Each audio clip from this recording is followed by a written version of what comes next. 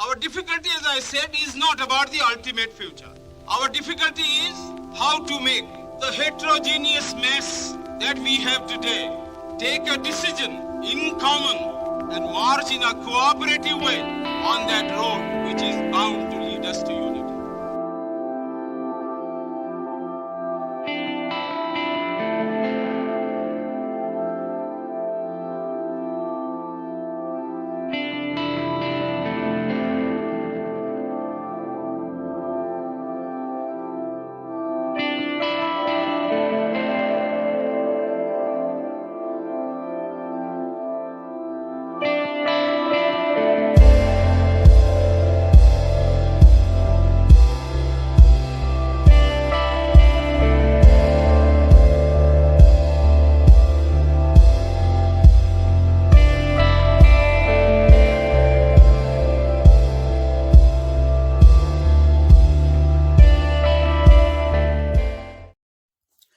ಎಲ್ಲರಿಗೂ ಭೀಮ ಕೊರೆಗಾಂವ್ ವಿಜಯೋತ್ಸವ ದಿವಸದ ಭೀಮನಮನಗಳು. ಇಂದು ದೇಶವ್ಯಾಪಿ ಕೊರೆಗಾಂವ್ ವಿಜಯೋತ್ಸವದ ದಿವಸವನ್ನು ಆಚರಿಸ್ತಾ ಇದ್ದಾರೆ.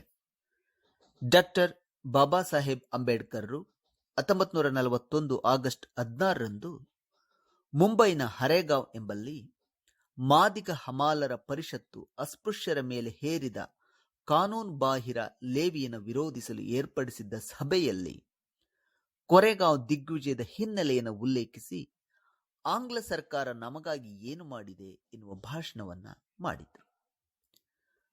ಕೊರೆಗಾಂವ್ ದಿಗ್ವಿಜಯದ ನೆನಪಿನಲ್ಲಿ ಈ ಭಾಷಣದ ಒಂದು ಆಯ್ದ ಭಾಗವನ್ನ ಮತ್ತೊಮ್ಮೆ ನೆನಪಿಸಿಕೊಳ್ಳೋಣ. ಇದೀಗ ಅಂಬೇಡ್ಕರ್ ಅವರ ಭಾಷಣ. ಭಗಿನಿಯರೇ ಮತ್ತು ಬಂಧುಗಳೇ,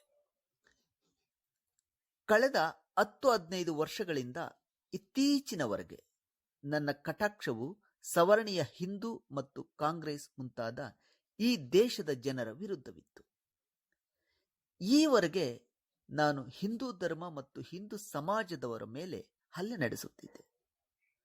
ಆದರೆ ಎಷ್ಟು ತೀವ್ರವಾಗಿ ಹಿಂದೂ ಸಮಾಜದ ಮೇಲೆ ಹಲ್ಲೆ ನಡೆಸುತ್ತಿದ್ದೇನೋ ಅದಕ್ಕಿಂತ 100 ಪಟ್ಟು ತೀವ್ರವಾಗಿ ಸರ್ಕಾರದ ಮೇಲೆ ನಡೆಸುವುದಾಗಿ ಸರ್ಕಾರಕ್ಕೆ ಖಚಿತವಾಗಿ ಹೇಳಬಯಸುತ್ತೇನೆ. ನಾನು ಎಂದೂ ಸರ್ಕಾರದ ವಿರುದ್ಧ ಮಾತನಾಡುವುದಿಲ್ಲವೆಂದು ನನ್ನ ಮೇಲೆ ಅನೇಕರು ಸರ್ಕಾರನಿಷ್ಠ, ದೇಶದ್ರೋಹಿ, ಜಾತಿನಿಷ್ಠ ಎಂಬ ಆರೋಪವನ್ನು ಹೊರಿಸುತ್ತಿರುತ್ತಾರೆ. ಆದರೆ ಯಾರು ಎಷ್ಟೇ ಪ್ರಬಲವಾಗಿದ್ದರೂ ಎಲ್ಲ ಕಡೆಯಿಂದಲೂ ಶತ್ರುವಿನ ಮೇಲೆ ಎರಗುವುದು ಸಾಧ್ಯವಿಲ್ಲ ಎನ್ನುವುದನ್ನು ಎಲ್ಲರೂ ಒಪ್ಪಿಕೊಳ್ಳಬೇಕಾಗುತ್ತದೆ. ನಾನು ಒಬ್ಬೊಬ್ಬ ಶತ್ರುವಿನ ಮೇಲೆ ಹೇರಿ ಹೋಗಿ ಅವರನ್ನು ಹದ್ದುಬಸ್ತಿನಲ್ಲಿಡಲು ಪ್ರಯತ್ನಿಸುತ್ತಿದ್ದೆ. ಈ ಹೊರಗಿನ ಹೋರಾಟವನ್ನು ನಾನು ಇದೇ ಮಾದರಿಯಲ್ಲಿ ಮಾಡಿದ್ದೇನೆ. ಆದರೆ ನಾವು ಯಾವ ಸರ್ಕಾರದೊಂದಿಗೆ ಪ್ರಾಮಾಣಿಕವಾಗಿ ವರ್ತಿಸಿದೆವೋ ಅದೇ ಸರ್ಕಾರ ನಮ್ಮ ಮೇಲೆ ತಿರುಗು ಬಿದ್ದಿದೆ. ವಾಸ್ತವಿಕವಾಗಿ ಈ ದೇಶದಲ್ಲಿ ನಾವೇ ಆಂಗ್ಲ ಸರ್ಕಾರವನ್ನು ತಂದಿರುವುದು ಚಾರಿತ್ರಿಕ ಸತ್ಯ. ಆಂಗ್ಲರ ಪರವಾಗಿ ರಕ್ತ ಚೆಲ್ಲಿ ನಾವೇ ಪೇಶ್ವೆಯವರನ್ನು ಅಂತ್ಯಗೊಳಿಸಿದೆವು. 1818ರಲ್ಲಿ ಸಂಪೂರ್ಣ ಪೇಶ್ವೆ ಆಡಳಿತ ಅಂತ್ಯಗೊಂಡಿತು. ಕೇವಲ ಮಹಾರ್ ಸೈನಿಕರ ಸಹಾಯದಿಂದಲೇ ಖರ್ಡೆಯ ಅಂತಿಮ ಹೋರಾಟವನ್ನು ಆಂಗ್ಲರು ಗೆದ್ದರು. ಇದಕ್ಕೆ ಕೊರೆಗಾಂವ್ನಲ್ಲಿ ಕಟ್ಟಿದ ವಿಜಯ ಸ್ತಂಭವೇ ಸಾಕ್ಷಿಯಾಗಿದೆ. ಈ ವಿಜಯ ಸ್ತಂಭದ ಮೇಲೆ 2 ಆಂಗ್ಲರದ್ದು, 4 ಪುರಭಯ್ಯಾಗಳದ್ದು ಮತ್ತು ಉಳಿದ ಎಲ್ಲ ಹೆಸರು ಮಹಾರ ವೀರದ್ದೇ ಆಗಿದೆ. ಯಾರಿಗೆ ನಾವು ರಾಜ್ಯವನ್ನು ದೊರಕಿಸಿಕೊಟ್ಟೆವೋ ಅವರೇ ಈಗ ನಮ್ಮನ್ನು ವಧೆಯಲು ಮುಂದಾಗಿದ್ದಾರೆ. ನಾವು ದೊರಕಿಸಿಕೊಟ್ಟ ಆಂಗ್ಲ ರಾಜ್ಯದಲ್ಲಿ ನಮ್ಮದೇನಾದರೂ ಲಾಭವಾಗುವ ಬದಲು ಉಚ್ಚವರ್ಣೀಯರಿಗೆ ಲಾಭವಾಗುತ್ತಿದೆ. ನೀವು ಬೇಕಾದ ಸರ್ಕಾರ ಕಚೇರಿಗೆ ಹೋಗಿ, ನಿಮಗೆ ಕಾಣುವ ಸತ್ಯ ಒಂದೇ. ಸರ್ಕಾರವು ಸವರ್ಣೀಯ ಹಿಂದೂಗಳ ಕಡೆಗೆ ಗಮನ ಹರಿಸಿತು. ಮುಸಲ್ಮಾನರು ಬೇಡಿದ್ದನ್ನೆಲ್ಲ ನೀಡಿ ಅವರಿಗೂ ಹಿಂದೂಗಳಷ್ಟೇ ರಾಜಕೀಯ ಮಹತ್ವ ನೀಡಿತು. ಆದರೆ ನಮಗಾಗಿ ಮಾಡಿದ್ದೇನು? ಕಳೆದ 150 ವರ್ಷಗಳ ಆಡಳಿತದಲ್ಲಿ ಆಂಗ್ಲ ಸರ್ಕಾರವು ಅಸ್ಪೃಶ್ಯರಿಗಾಗಿ ಏನು ಮಾಡಿತು ಎನ್ನುವುದಕ್ಕೆ ಉತ್ತರಿಸಬೇಕು. ಇಂದು ನಮ್ಮ ಎದುರಿಗೆ ಎಂಥ ಬಿಕ್ಕಟ್ಟಿನ ಪರಿಸ್ಥಿತಿ ಬಂದು ನಿಂತಿದೆ. ಹಿಂದೆ ಊರಲ್ಲಾಗಲಿ ಬಣದಲ್ಲಾಗಲಿ ಹೊಟ್ಟೆ ತುಂಬಲು ಏನಾದರೂ ಸಿಗುತ್ತಿತ್ತು. ಆದರೆ ನಾವು ಆರಂಭಿಸಿದ ಚಳುವಳಿಯಿಂದಾಗಿ ಈಗ ಅದೆಲ್ಲ ನಮಗಾಗಿ ಮಾತ್ರ ₹1 ನೀಡಲು ಸಿದ್ಧವಿಲ್ಲ. ಅಷ್ಟೇ ಅಲ್ಲ, ನಮ್ಮ ಬಾಯೊಳಗಿನ ತುತ್ತನ್ನು ಕಸಿದುಕೊಳ್ಳಲು ಪ್ರಯತ್ನಿಸುತ್ತಿದೆ. ಆದರೆ ಸರ್ಕಾರದ ಯಾವ ಆಹ್ವಾನವಿದ್ದರೂ ನಾನದನ್ನು ಎದುರಿಸಲು ಸಿದ್ಧ. ನಾನು ಸರ್ಕಾರಕ್ಕೆ ನೀಡುವ ಎಚ್ಚರಿಕೆ ಏನೆಂದರೆ, ನೀವು ಬೇಕಾದ ಉಪಾಯಗಳನ್ನು ಹೂಡಿದರೂ ಹೆಚ್ಚಿನ ಲೇವಿ ಕಂದಾಯಗಳನ್ನು ಜಾರಿಗೊಳಿಸಿದ ಧೋರಣೆಯನ್ನು ನಾನು ಅಷ್ಟೇ ತೀವ್ರವಾಗಿ ಖಂಡಿಸದೆ ಇರಲಾರೆ. ನಾನು ಈವರೆಗೆ ಸರ್ಕಾರದ ವಿರುದ್ಧ ಹೋಗಿರಲಿಲ್ಲ. ನಾನು ಕಾಂಗ್ರೆಸ್ ಸೇರಿ ಅವರ ಹೋರಾಟದಲ್ಲಿ ಶಾಮೀಲಾಗಲಿಲ್ಲ ಅಥವಾ ಯಾವುದೇ ದಂಗೆಯಲ್ಲಿ ಭಾಗವಹಿಸಲಿಲ್ಲ. ಈ ದೇಶದಲ್ಲಿ ಶಾಂತತೆಯನ್ನು ಕಾಪಾಡಲು ನನ್ನಷ್ಟು ಯಾರೂ ಪ್ರಯತ್ನಿಸಲಿಲ್ಲ. ಆದರೆ ಸರ್ಕಾರ ಇದನ್ನು ಗಮನಿಸಲಿಲ್ಲ. ನಾವಿಂದು ಸರ್ಕಾರಕ್ಕೆ ಬೇಡವಾಗಿದ್ದೇವೆ, ಹಿಂದೂಗಳಿಗೂ ಬೇಡವಾಗಿದ್ದೇವೆ. ಯಾರು ಆಂಗ್ಲರಿಗೆ ಸತತ ಕಿರುಕುಳ ಕೊಡುತ್ತಾರೋ ಅದು ಅಂಥವರಿಗೆ ಮಣಿಯುತ್ತದೆ. ನಾವಿಷ್ಟು ದಿನ ಯಾವ ಹುಸಿ ನಂಬಿಕೆಯನ್ನು ಆಂಗ್ಲ ಸರ್ಕಾರದ ಮೇಲೆ ಇರಿಸಿದ್ದೇವೆಯೋ ಅದಕ್ಕೆ ಇಂದು ತಿಲಾಂಜಲಿಯನ್ನು ನೀಡಬೇಕಾಗಿದೆ. ಇದೊಂದು ಹೋರಾಟವಾಗಿದೆ, ಸಂಗ್ರಾಮವಾಗಿದೆ.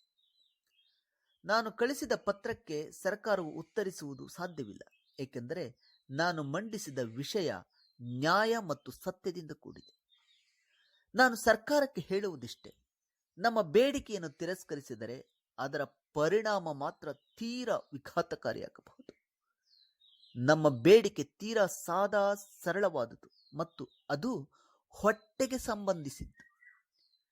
ನಮ್ಮ ಬೇಡಿಕೆ ಏನೆಂದರೆ, ಯಾವ ರೀತಿ ನೀವು ಉಳಿದ ವತನದಾರರಿಗೆ ಭೂಮಿಯನ್ನು ನೀಡಿ ಅವರನ್ನು ವತನದಾರಿಕೆಯಿಂದ ಮುಕ್ತಗೊಳಿಸಿರುವಿರೋ ಅದೇ ರೀತಿ ಇತರ ವತನದಾರರಿಗೂ ಭೂಮಿಯನ್ನು ನೀಡಿ ಅವರನ್ನು ವತನಗಾರಿಕೆಯಿಂದ ಮುಕ್ತಗೊಳಿಸಿ. ಉಳಿದ ವತನದಾರರು ಯಾವ ಕೆಲಸವನ್ನೂ ಮಾಡದೆ ಆರಾಮಾಗಿ ಕೂತು ಉಣ್ಣುತ್ತಿದ್ದಾರೆ. ಅಂಥದ್ದೇನೂ ನಾವು ಬೇಡುವುದಿಲ್ಲ. ಸರ್ಕಾರಕ್ಕೆ ಇದು ಒಪ್ಪಿಗೆ ಇರದಿದ್ದರೆ ಕಾಯ್ದೆ ಕೌನ್ಸಿಲ್ ಎದುರಿಗೆ ಹೋಗಿ ಸವರ್ಣೀಯ ಹಿಂದೂಗಳ ಪ್ರತಿನಿಧಿ ಮತ್ತು ನಮ್ಮ ಪ್ರತಿನಿಧಿಗಳು ಸೇರಿ ನಾವು ಪರಸ್ಪರ ಈ ಪ್ರಶ್ನೆಯನ್ನು ಬಗೆಹರಿಸಿಕೊಳ್ಳುತ್ತೇವೆ. ಆದರೆ ಅಲ್ಲೂ ಸರ್ಕಾರದ ಹಸ್ತಕ್ಷೇಪ ಮಾಡುವ ಪ್ರಯತ್ನ ಮಾಡಿದರೆ ಅದರ ಪ್ರತಿಕಾರ ಮಾಡದೆ ನಾವು ಬಿಡಲಾರೆವು. ನಮ್ಮ ಪ್ರತಿಕಾರ ಯಾವ ರೀತಿಯದು ಎಂದು ಈಗಾಗಲೇ ಹೇಳುವುದು ಸಾಧ್ಯವಿಲ್ಲ, ಯಾಕೆಂದರೆ ಇದೆಲ್ಲ ಸರ್ಕಾರದ ಮೇಲಿದೆ. ಸರ್ಕಾರ ಯಾವ ಧೋರಣೆಯನ್ನು ಸ್ವೀಕರಿಸುವುದೋ ಅದರ ಮೇಲೆ ನಮ್ಮ ಪ್ರತಿಕಾರದ ಸ್ವರೂಪ ನಿರ್ಧಾರವಾಗುತ್ತದೆ. ಏನೇ ಆದರೂ ನಿಮ್ಮ ಪ್ರಾಣ ಹೋಗುವ ಸಮಯ ಬಂದರೂ ನೀವು ನಿಮ್ಮ ಭೂಮಿಯನ್ನು ಬಿಡಬೇಡಿ. ಭಾವುರಾವ್ ಗಾಯಕ್ವಾಡರನ್ನು ಯಾವಾಗ ಬಂಧಿಸಬಹುದೋ ಹೇಳುವಂತಿಲ್ಲ. ಈಗ ಅವರನ್ನು ಬಂಧಿಸದಿದ್ದರೂ ಸಂತೋಷವೇ. ಅವರ ಜಾಗವನ್ನು ತುಂಬಲು ಸಾಕಷ್ಟು ಜನ ಮುಂದಾಗಿದ್ದಾರೆ. ಈ ಮುಖಂಡರನ್ನು ಬಂಧಿಸಿದ ಬಳಿಕ ಸರ್ಕಾರ ನಿಮ್ಮ ಮೇಲೆ ಕಟ್ಲೆ ಮಾಡಬಹುದು, ಪೊಲೀಸರು ಬರಬಹುದು. ಆದಾಗ್ಯೂ ಬೈಯಲು ಬಿಡಬೇಡಿ. ಭೂಮಿಯನ್ನು ಹಸ್ತಗತ ಮಾಡಿಕೊಂಡರೂ ಕುಟುಂಬ ಸಹಿತ ಹೊಲಗಳಿಗೆ ಹೋಗಿ ಜೋಪಡಿಯನ್ನು ಕಟ್ಟಿ ವಾಸ ಮಾಡಿ. ಪೊಲೀಸರು ಗೋಲಿಬಾರ್ ಮಾಡಿದರೂ ಹೊಲದಿಂದ ಅಲುಗಾಡಬೇಡಿ. ಒಂದು ಕುಟುಂಬ ಸೆರೆಯಾದರೂ ಅವರ ಬಂಧು ಬಳಗದವರು ಆ ಸ್ಥಾನಕ್ಕೆ ಬಂದು ಸರ್ಕಾರದ ಪ್ರತಿಕಾರ ಮಾಡಿ. ಈ ಹೋರಾಟದಲ್ಲಿ ಯಾರೂ ನಮಗೆ ಸಹಾಯ ಮಾಡಲಾರರು. ನಾವು ಸ್ವಂತ ಬಲದಿಂದ ಹೋರಾಡಬೇಕು. ಉಳಿದವರ ಸಹಾಯ ಸಿಗದಿದ್ದರೂ ನಾವೇ ಪಣಕ್ಕೆ ಸಿದ್ಧರಾಗಬೇಕು. ನಾನು ಬಳಸಿದ ಭಾಷೆಯಿಂದ ನನ್ನ ಮನಸ್ಸಿನಲ್ಲಿ ಸರ್ಕಾರದ ವಿರುದ್ಧ ಎಂಥ ಅಸಂತೋಷ ಹುಟ್ಟಿದೆ ಎಂದು ನಿಮ್ಮ ಕಲ್ಪನೆಗೆ ಬಂದಿರಬಹುದು. ಸರ್ಕಾರದ ಈ ಅನ್ಯಾಯಕಾರಕ ಧೋರಣೆಗೆ ಉಳಿದ ಯಾವ ಹೋಲಿಕೆಯೂ ಇಲ್ಲ. ಬಡೋಲ್ನಲ್ಲಿಯ ಕಾಂಗ್ರೆಸ್ ಸರ್ಕಾರದ ಭೂಗಂದಾಯವನ್ನು ನೀಡಲು ಸಂಪೂರ್ಣ ನಿರಾಕರಿಸಿತು. ಆಗ ಸರ್ಕಾರವು ನೇರವಾಗಿ ಕಾಂಗ್ರೆಸ್ಗೆ ಶರಣು ಹೋಯಿತು. ಕಾಂಗ್ರೆಸ್ ಕಮಿಷನ್ ನಿರ್ಧರಿಸಿದ ಕಂದಾಯವನ್ನು ಒಪ್ಪಿಕೊಂಡಿತು. ಕಾಂಗ್ರೆಸ್ಸಿಗೆ ಆರ್ಥಿಕ ಬಲ ಮತ್ತು ಮನುಷ್ಯ ಬಲದ ಕೊರತೆ ಇರಲಿಲ್ಲ.